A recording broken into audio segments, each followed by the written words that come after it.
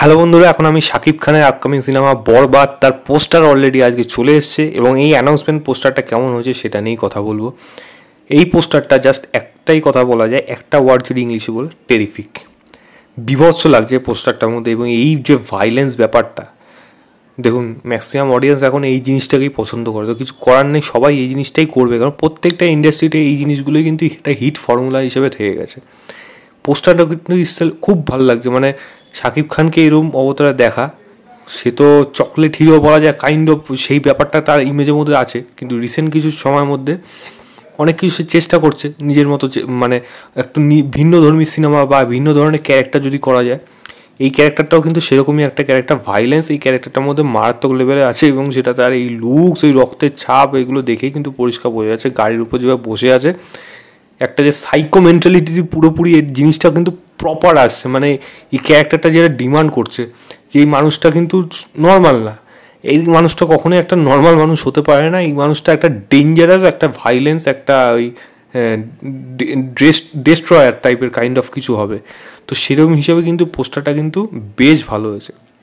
তবে একটাই জিনিস, এই এই সিনেমাটার মধ্যেও যেন ওরকম কিছু যেন ফ্লেভার না দেখি যে কোনো হিন্দি সিনেমা বা কোনো সাউথের সিনেমা থেকে যেন সিমিলার একই জিনিস যেন এই জিনিস একই সিনেমার মধ্যে করে দেওয়া হলো। ভাইলেন্স ক্যারেক্টার দেখুন প্রচুর কীরকম ক্যারেক্টার আছে আমাদের দেশে। রিসেন্ট টাইমে সবথেকে বড় উদাহরণ হলো যেমন অ্যানিমেল বা অ্যানিমেল পার্ক আসবে, সেটা পরের কথা, বাট অ্যানিমেলের কথা বলি। বা তার আগে যদি বলি বিক্রমের রোলেক্স ক্যারেক্টারটা, এই দেখুন তার আগে তো প্রচুর এরকম কাজ হয়েছে, ইন্ডিয়াতেও হয়েছে, তবে হয়তো সেরম পর্যায়ে সেরম না, কিন্তু বিদেশেও হয়েছে, কিন্তু তার মধ্যে কিন্তু সিমিলারিটি জিনিসটা কিন্তু খুবই কম আছে।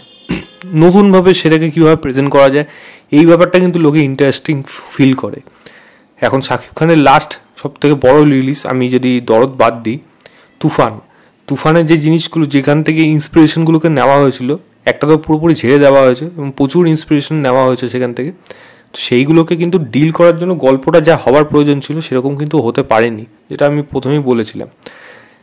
এই সিনেমার মধ্যে আমি আশা করব গল্প যেন প্রপার হয় এবং কোনো যেন এরকম ইন্সপিরেশন হলে যেন সেটাকে প্রপারভাবে ইউজ করা হয়, কারণ সেটা হলে তবেই কিন্তু ব্যাপারটা পুরোপুরি জমে ক্ষীর হবে। আদারওয়াইজ কিন্তু ওই যখন কপির এলিগেশন আসবে তখন কিন্তু এই কাদা ছেঁড়াছড়ি এই জিনিসটাই হবে, এছাড়া কিন্তু আলাদা কিচ্ছু হবে না। পোস্টারটা যতটা ইমপ্রেসিভ লাগলো, আমি আশা করব সিনেমাতে গল্প এবং ক্যারেক্টারটা এবং সঙ্গে তার নেচার প্রত্যেকটাই যেন ইউনিক হয়, এবং তবেই কিন্তু এই সিনেমাটা একটা ভালো বা একটা সেই লেভেলের হাইপ কিন্তু হতে পারবে। দেখা যাক কীরকম হয়। আমার তো বেশ ভালো লাগলো পোস্টারটা। আপনাদের কতটা ভালো লেগেছে অবশ্যই সেটা আমাকে কমেন্ট করে জানাবেন, এবং এই ভিডিওটা ভালো লাগলে লাইক, শেয়ার, চ্যানেলটাকে অবশ্যই সাবস্ক্রাইব করে দেবেন। বাই।